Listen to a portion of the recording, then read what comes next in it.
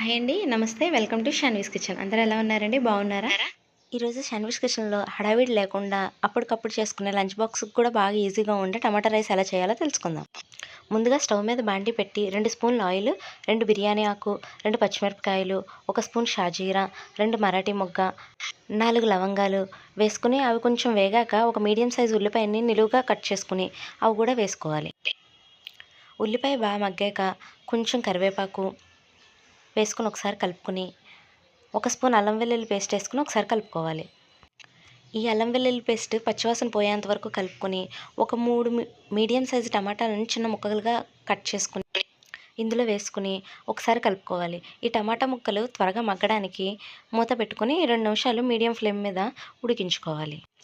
3 నిమిషాల తర్వాత మూత తీస్తే ఇదిగోండి ఇలా ఉంటుంది.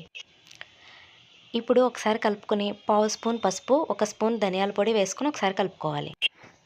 ఇలా కలుపుకున్న తర్వాత ఒక గుప్పెడు కొత్తిమీర వేసుకొని ఒకసారి కలుపుకొని కొత్తిమీర త్వరగా మగ్గడానికి ఒక 2 నిమిషాలు మూత పెట్టుకొని లో ఫ్లేమ్లో మగ్గించుకోవాలి. ఇప్పుడు 2 నిమిషాల తర్వాత ఇదిగోండి ఈ విధంగా ఉంటుంది. మనం అరగంట ముందుగా నానబెట్టుకున్న 2 గ్లాసులు బాస్మతి బియ్యాన్ని ఒకసారి వేసుకొని కలుపుకోవాలి. నేను ఇక్కడ దావత్ బాస్మతి బియ్యం తీసుకున్నాను. మీరు నార్మల్ రైస్ను కూడా తీసుకోవచ్చు. ఇలా ఒకసారి కలుపుకున్న తర్వాత 2 నిమిషాలు లో ఫ్లేమ్ మీద కుక్ చేసుకోవాలి. 2 నిమిషాల తర్వాత మూత తీసుకొని ఇదిగోండి ఇలా ఉంటుంది. దీనికి నేను 2 గ్లాసుల బియ్యానికి 4 గ్లాసుల నీళ్ళు ఎసరేసుకున్నాను. ఒకసారి కలుపుకొని మూత పెట్టుకొని హై ఫ్లేమ్ మీద 3 నిమిషాలు, మీడియం ఫ్లేమ్ మీద 7 నిమిషాలు కుక్ అవనివ్వాలి. ఒక 5 నిమిషాల తర్వాత మూత తీసి రుచికి తగినంత ఉప్పు, ముందుగా నెయ్యిలో వేపుకున్న జీడిపప్పు వేసి ఒకసారి కలుపుకోవాలి.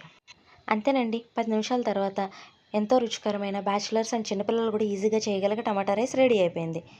ఈ రెసిపీని మీరు కూడా ట్రై చేసి మీకు ఎలా కుదిరిందో నాకు కమెంట్ సెక్షన్లో కమెంట్ చేయండి. అంతేకాదండి, నచ్చితే లైక్ చేయండి, వీలైతే షేర్ చేయండి, సబ్స్క్రైబ్ చేయడం మాత్రం